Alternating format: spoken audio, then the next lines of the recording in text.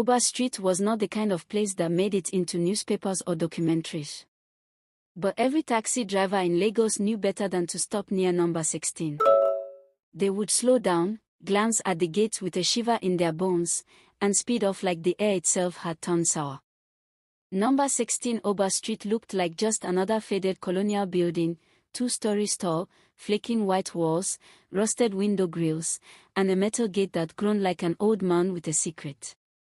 But what set it apart wasn't just how it looked, it was the feeling. The moment you walked past it, the air changed. Your throat dried. Your chest tightened. And if you listened closely, you might hear the faintest sound of breathing. Not your own.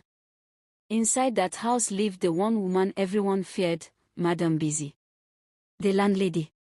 Nobody knew her full name. Just Madam Busy. She never aged.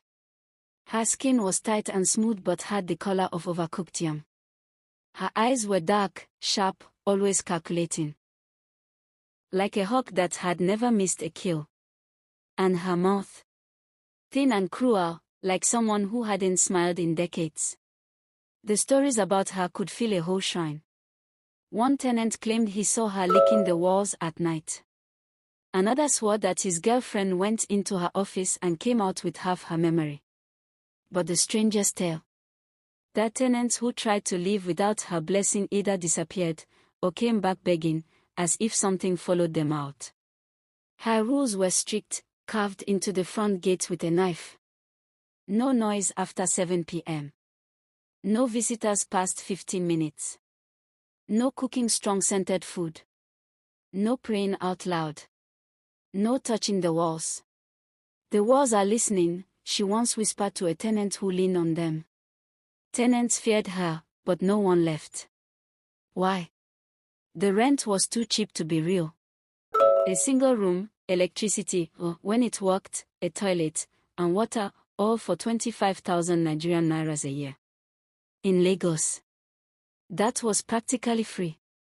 But cheap things often come with a heavy cost. Enter Ada, a young, wide-eyed NYSC copper posted to Lagos from Enugu. Soft-spoken, fiercely intelligent, and completely broke, she was desperate for a place to stay. She asked around, got warnings, and still ended up standing before number 16 with her Gonomos-Go in hand. Madam Busy answered the gate herself. You have stubborn spirit,